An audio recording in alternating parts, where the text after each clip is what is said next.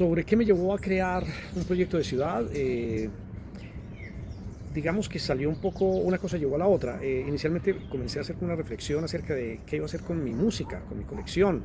Es una colección robusta de más de 2.500 long plays, de miles de CDs también, de muchos libros, de muchos videos, de muchos documentos, de un tera de música, más de 300.000 canciones, etcétera. Y yo decía, bueno, todo esto, si yo me muero y me da un patatús, ¿qué va a pasar? Al primer reciclador que pase se le van a decir que se la lleve o la venden quiliada en hit musical. Entonces me parecía como muy triste ese final. También he visto colecciones desaparecer, como la colección de La Voz de la Música, la colección de Hernán Restrepo Duque, robada, y eso tampoco es justo. Entonces comencé a pensar en crear una fundación. La fundación debe cuidar un patrimonio, ese patrimonio sería la música, y a partir de la fundación empecé a pensar en el museo, porque lo que yo he querido siempre es que la gente se beneficie. Muchas de las emisoras que yo dirigí en los años 80 se montaron básicamente con mi colección de música, porque cuando uno llegaba a la emisora, uno veía que, ¿cómo así que no está este disco? Falta este otro, ¿y cómo no vamos a programar esto? Entonces finalmente yo terminaba aportando mi música, con tal de que la gente lo conociera. Entonces mi idea para que le da nacimiento al museo es mi colección. Pero yo no quiero que sea una colección guardada como en una caja fuerte. No, yo quiero que a mi colección tengan acceso los jóvenes de la ciudad, los investigadores, cualquier persona que quiera tener acceso a ellos, obviamente con todo el cuidado del mundo, con los protocolos que se tienen en la parte, como en las bibliotecas, la sección de reservados. Entonces que alguien pueda llegar y solicite el disco de Led Zeppelin, la canción es la misma, y alguien pues le presta el disco para que haga la consulta respectiva y lo pueda escuchar también. Y bueno, esa es la idea, que la colección siga teniendo un propósito social.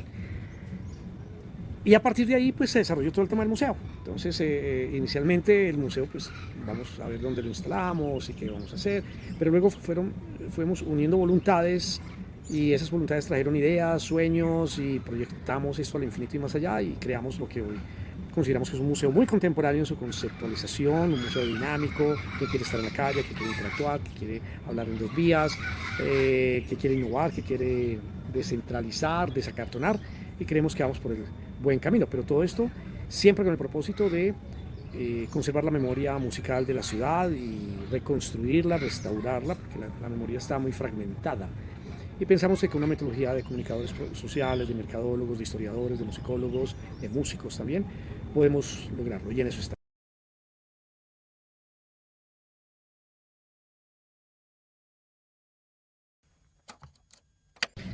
De la década de los 90, ya la década de los 90 yo la veo desde otro ángulo, ya no desde la radio, no desde organizar los conciertos, sino desde el área de las compañías discográficas. Yo estuve en radio hasta 1992, en televisión hasta 1992, dirigiendo Veracruz TV Cable, y en el 92 ya entro a la industria discográfica hasta el 2000. Entonces toda esa década, pues, a ver cómo sintetizarla. Digamos que la primera parte de la década de los 90 fue como un alargue de los 80, en la medida en que veníamos con mucho impulso del rock en español, mucho impulso de la oportunidad que se le había dado a las bandas y a las agrupaciones de rock de Medellín. Entonces se estaba teniendo éxito con Kraken, se estaba teniendo mucho éxito con Estados Alterados, se estaba teniendo mucho éxito con Equimosis, MTV Latino estaba en un buen momento. Se venía una nueva generación, y entonces ahí ya nace Bajo Tierra, en Bogotá están los Aterciopelados. Yo me dediqué a buscar bandas nuevas, entonces lancé 2 álbumes, uno fue para Medellín, uno fue El Renacimiento, volumen 1, y a los 2 años El Renacimiento, volumen 2. Lancé a Silvia Og, lancé a Bailo Conspiro, y bueno, ya me fui para Bogotá. Entonces digamos que en la primera parte de la década de los 90 se seguía teniendo como esa buena onda de los 80 para las bandas nacionales. Para las bandas locales también pudieron tener acceso a las compañías de discos, a que les grabaran su álbum, a que les hicieran giras promocionales con afiches, con video. A partir de la mitad de los 90 ya todo el movimiento underground, grunge, el sonido británico ya se apoderó del entorno, y las bandas digamos que la mayoría de las bandas se les fue cerrando nuevamente el canal de las compañías de discos. Y un poquito más a finales, cuando ya comienza a entrar el MP3 y se viene internet y todo, pues ahí ya hay un giro importante donde ya las disqueras ya no son tan definitivas y tan decisorias sobre quién graba y quién no graba. Entonces yo pensaría que los años 90 tuvo una primera mitad muy esperanzadora, una segunda mitad más difícil, por lo menos aquí en la ciudad de Medellín. Empezaron a salir muchas bandas, pero entonces a esas bandas básicamente les tocaba autogestionarse. Y entonces creo que el formato del CD, que ya estaba establecido también en el mercado, ayudó porque entonces muchas bandas podían, en pequeños estudios, gestionar su material y mandar a inyectar directamente con intermediarios o directamente en Miami. Entonces yo diría que fue una década movida. No fue la gran década que fue los años 80 para las bandas locales, pero no fue la peor sí fue los años 70.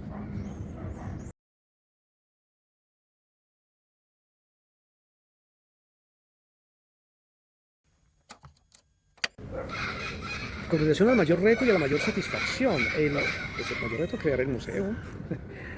Hubo gente que no creía, hubo gente que se burló descaradamente. Decían, no, ni siquiera vale la pena. Entonces, a crear el museo fue un reto, pero después de que mis amigos y yo ya le dimos forma y nombre y arrancamos, todo ha sido sobre algodones. Hemos encontrado, llegamos en el momento justo, la ciudad justa, queriendo recibir este legado. En los años 80 nos tocó mucho, en los 70, ¿cuál 80? En los 60, en los 70, en los 80, tocó luchar mucho contra las normas, contra el Ministerio de Cultura, contra la alcaldía, todo era contravía, todo era aguas, luchar río arriba, pues, aguas arriba, o sea, era impresionante, estábamos demonizados. Entonces, yo me alejo casi 20 años de esto. Pues me dediqué más como a ser más ermitaño con la música, mirándolo desde afuera, pero cuando ya nace el museo, vengo y encuentro que hay un prestigio, que hay una historia que se valora y que la propuesta cae parada. O sea, hemos encontrado apoyo a todo nivel, a todo nivel. Y encontramos que rockeros contemporáneos pues ya hoy están en las gerencias, en las presidencias, en las direcciones. Entonces eso nos ha ayudado mucho a no tener que explicar y no tener que sentirnos como pecadores o señalados para este proyecto. O sea, ya Medellín es una ciudad mucho más cosmopolita y después de 3, 4 generaciones, pues ya todos rockeros, pues entonces ya nos han quitado tanto estigma que hemos tenido. Entonces digamos que el reto era sacarlo, crearlo, ya después ha fluido, y eso ha sido muy bello. Y de las grandes satisfacciones, pues digamos que la primera exposición, uno no sabe si eso va a gustar, no va a gustar, va a venir gente, no va a venir. La primera exposición de las 1000 mejores carátulas, de las 100 mejores carátulas, perdón, eso fue un éxito impresionante. Es la exposición más taquillera que se ha tenido en Casa de la Música a lo largo de 22 años. Entonces, eso nos dice que la ciudad está lista, que lleguemos en el momento adecuado y que podemos continuar en nuestro propósito de rendirle tributo a la memoria y restaurar la memoria y hacer nuevos proyectos. Cuando digo nuevos proyectos es que el museo por ahora está estudiando el pasado, pero cada vez se va a ir viniendo más hacia el presente para que cuando estemos ya sincronizados con el hoy, con el día a día, podamos ser un museo que organice conciertos, que capacite músicos, que les enseñe a hacer las cosas bien, porque cuando se está joven, pelado, que tiene 17, 18 años, puede cometer todos los errores del mundo, y nosotros esos errores ya los cometimos, tenemos una gran cantidad de experiencia para decirles cómo evitarlos.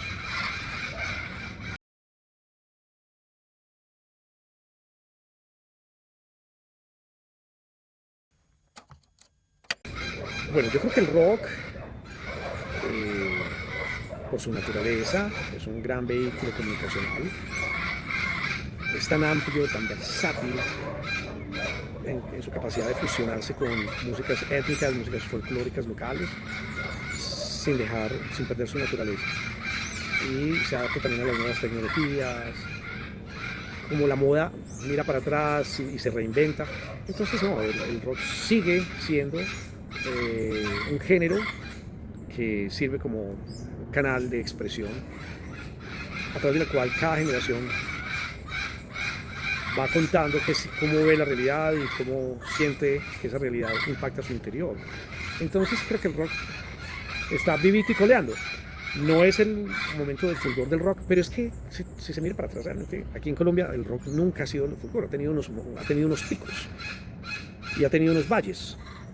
Pero el pico del 67, el pico del 86, 87, y ya ha seguido sostenido. Este año se presentaron a Altavoz, creo que una cifra récord de bandas. Entonces, cuando un termómetro como Altavoz diga que no hay quien se presente, ahora que no están haciendo niños, entonces sí, prenda las alarmas. Pero mientras haya artistas buscando y creando nuevos caminos y nuevos horizontes con sus sonidos, el rock va a estar bien, ¿sí?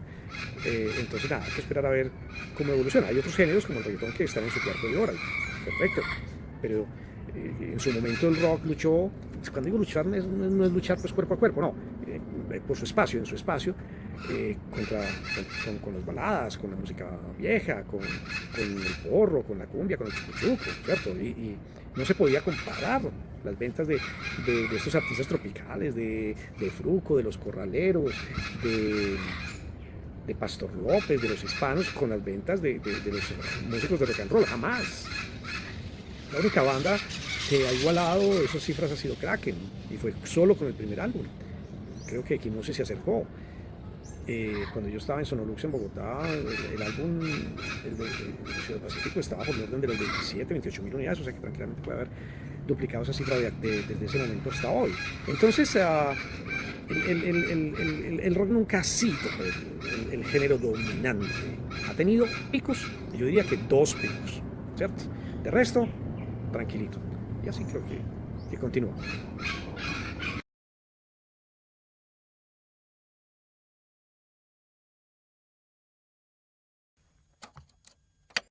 ¿Sobre qué hace único al rock, el sonido del rock en Medellín?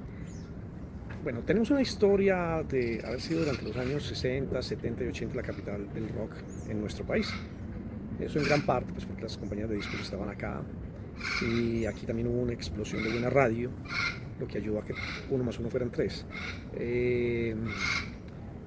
Y eso le dio una característica al sonido nuestro. La radio de los 70 era la voz de la música, una emisora muy pesada, pesado hasta el 77, 78, que entraron ya emisoras comerciales. Entonces esos años de la voz de la música fueron fundamentales para que aquí el heavy metal se desarrollara años luz de ventaja sobre otras ciudades, sobre Cali, sobre Bogotá.